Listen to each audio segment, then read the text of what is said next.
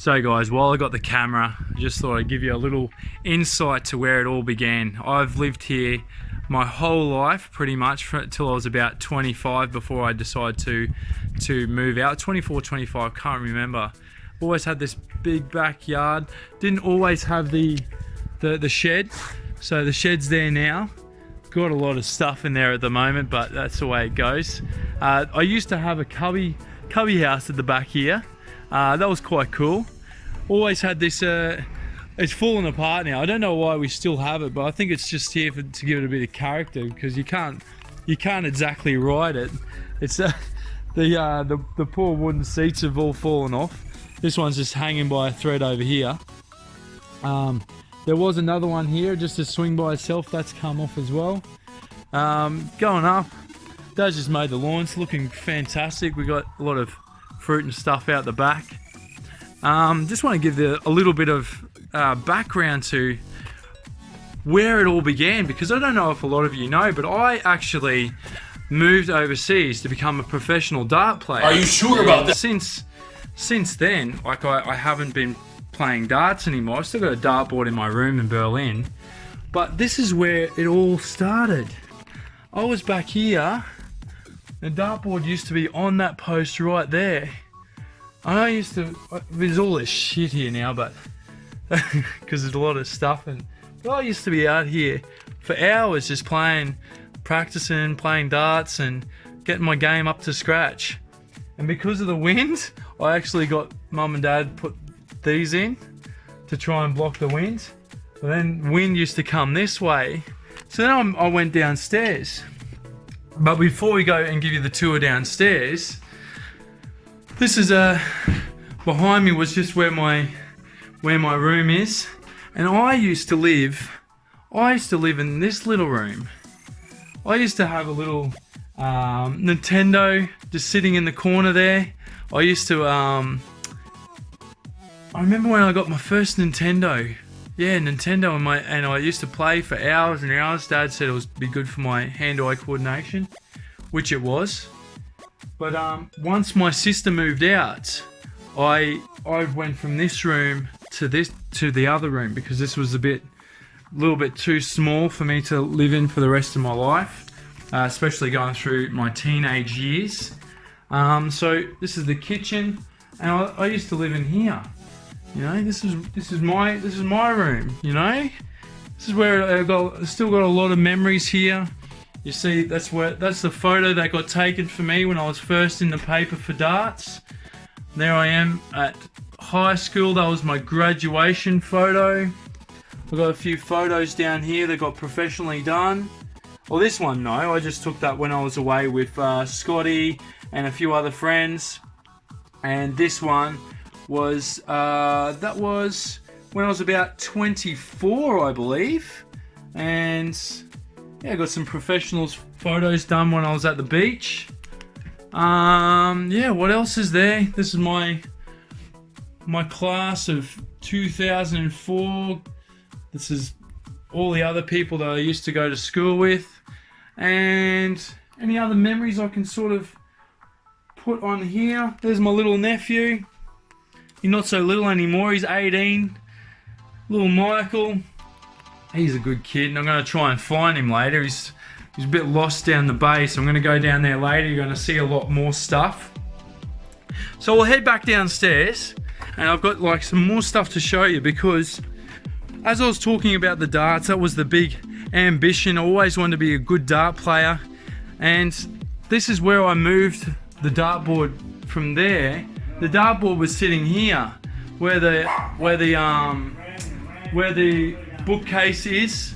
This is where the dartboard was, and I used to stand here and throw back there. That was where it was. And then we got the bar all sort of sorted out, and I had a friend of mine, Tex, who's pretty good with his hands, doing a lot of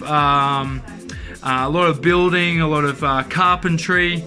And then I moved my darting skills out into the games room. So this is sort of our games room. I've got the dartboards at the back here. So we still got a lot of our little little ornaments and photos and stuff around the house. But this is where my business was mainly done. I've got the professional ockies put in. I wouldn't say professional, but they do the trick with the rubber matting to not blunten the points. And I've spent a lot of hours here trying to perfect my game until I got to a point where I was moved to giving you the whole life story. Actually, I moved to out of house, and I was living in Milton Street in Maryborough, and I got a job working out in the sticks in this Caltex, and they were paying me really good money. 2 weeks on, 2 weeks off. I was getting really good money, and in my time off I was playing dart tournaments, and when I was working there wasn't much to do in the town, so I was just practicing darts and looking after myself. From there I actually went from I went to a darts tournament where I could have won to play against the top 8 players in the world in a dart tournament. So that it was an exhibition playing against the guys like Phil Taylor, Adrian Lewis, Raymond van Barneveld, at the time Andy Hamilton, and I got to the final. At the final I ended up 5-4 up, the first to 6, and all I needed was one more game to get me through to play in front of, I think it was about 5,000 people in Sydney, and I ended up losing the last 2 legs. I must have had, you know the dart player, Bo Anderson, if you're watching, you got lucky, and it was probably the best thing that could have ever happened to me, because from that point on I ended up saying to myself, listen, this mustn't have been, it mustn't have been to be. And I said to myself, well, listen, I am good enough, and I'm going to move over to the UK and try and become professional. Long story short, in a space of about 3 months, 3 months later, myself and my girlfriend at the time, Natalie, we ended up packing up, getting passports, getting visas, and moving over to the UK to see if I could actually make it as a professional. A year and a half down the track, I'm not with that girlfriend. I'm still playing darts. It didn't work out, and I didn't want to move away from Europe. I've had too much of a good time. I was in the UK, loving it, and I asked a friend, Sadie, if you're watching, what should I do? I don't want to move home. I'm having too much of a good time here in Europe. What should I do? You should move to. I'm going to go somewhere a little bit quiet. You should move to Amsterdam. You could get away with only knowing English, and you could probably live there. You could actually get a job at the Hard Rock Cafe, because that's what I was doing when I was living in Manchester. So from there, I decided to give it a go. This is after 2 years. I moved to Amsterdam, and I lived there for a year, and then my visa ran out again, so I had to move, and now I moved to Berlin. So 5.5 years down the track, I'm still living in Europe. Once a year I come home and visit mum and dad and see this old place that I used to live in, and see my friends and have a good time for a very short period of time, 2 to 3 weeks, just to remember where I come from, because it's very important. Sometimes people forget where they came from, and it's nice to know that there's people here that still love me, and I love coming back. That's a little bit of a story time. I didn't mean to go through the whole the whole timeline of my whole life, but if there's any message to give to anyone that's trying to get out of the situation that they're in, or they just want to chase their dreams, is to just do it. Because sometimes the dream might not come true, but chasing the dream might get you to a place which is more happy than where you currently are. I was chasing a dream to become a professional dart player. It didn't work out. But I'm put myself in a position where I love the friends that I have in Berlin. And I love the fact that I can afford to come home and visit once a year.